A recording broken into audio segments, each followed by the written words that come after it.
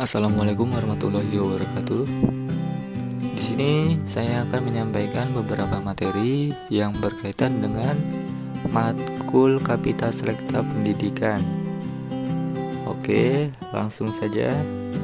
Materi yang pertama, perkembangan sistem pendidikan agama Islam di Indonesia yang kita ketahui memiliki sejarah panjang dari zaman penjajahan hingga saat ini, sudah menghadapi berbagai persoalan dan kesenjangan dalam berbagai aspek, diantaranya dikotomi pendidikan, kurikulum, tujuan, sumber daya, serta manajemen pendidikan Islam.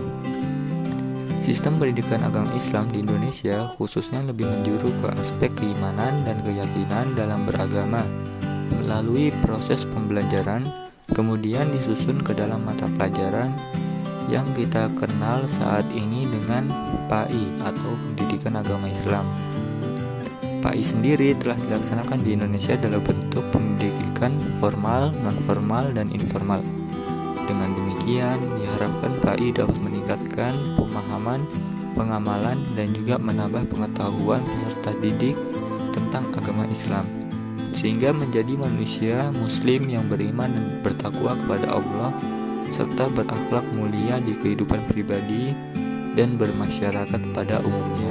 Oke, lanjut yang kedua, konsep budaya nasional sebagai dasar pendidikan. Tak bisa dipungkiri, budaya dan pendidikan saling berkaitan erat.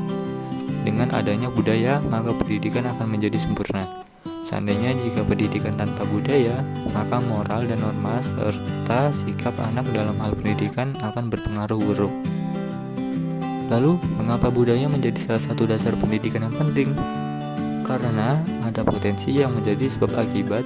Di antaranya misalnya, seorang anak ingin menjadi siswa teladan, maka ia harus memiliki kebiasaan baik seperti datang tepat waktu, mengerjakan tugas sekolah. Karena kebiasaan tersebut bisa menjadi sebuah budaya pendidikan yang dia lakukan dan berdampak baik hingga dewasa nanti. Materi yang ketiga, pendidikan Islam dan budaya. Pendidikan dan kebudayaan dua hal yang tidak dapat dipisahkan lagi ya. Karena pendidikan juga menentukan ekstensi dari sebuah kebudayaan atau perkembangan dengan ilmu pengetahuan yang dimiliki. Dengan keanekaragaman budaya yang memiliki perbedaan, di sini peran pendidikan Islam sangat penting, membawa rahmatan lil alamin, yaitu saling menghormati, toleransi, menjaga kedamaian, sehingga terwujudnya hidup rukun dan makmur. Materi keempat, dasar undang-undang wajib belajar. Sesuai dengan Undang-Undang Nomor 20 Tahun 2003 tentang Sistem Pendidikan Nasional, bahwa setiap warga negara berhak atas kesempatan mendapatkan pendidikan sepanjang hayat, dan setiap warga negara yang berusia 7-15 tahun wajib mengikuti pendidikan dasar. Oleh karena itu, peran pemerintah dalam meningkatkan pelaksanaan pendidikan dasar, terutama pada daerah yang terbelakang dan pedalaman, terutama apabila dikaitkan dengan arti penting pendidikan dasar bagi pengembangan sumber daya manusia suatu bangsa. Materi yang kelima, memahami makna pendidikan Islam, yaitu proses bimbingan atau pengarahan yang dilakukan secara terencana dan bertahap oleh seorang pendidik kepada muridnya, supaya mempunyai kepribadian muslim sesuai dengan potensi yang dimilikinya.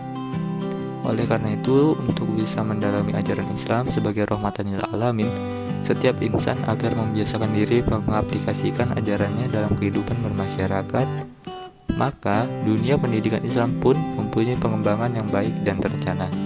Yang terakhir, konsep pendidikan prasekolah memiliki kriteria bahwa anak baru lahir hingga usia 6 tahun termasuk dalam kategori usia dini atau prasekolah, di mana pada usia ini merupakan masa di mana anak mulai peka untuk menerima berbagai stimulasi dan berbagai upaya pendidikan dari lingkungannya, baik disengaja maupun tidak.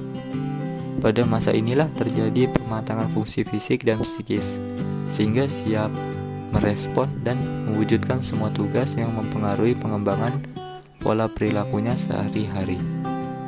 Sekian dari saya, apabila ada salah kata saya mohon maaf.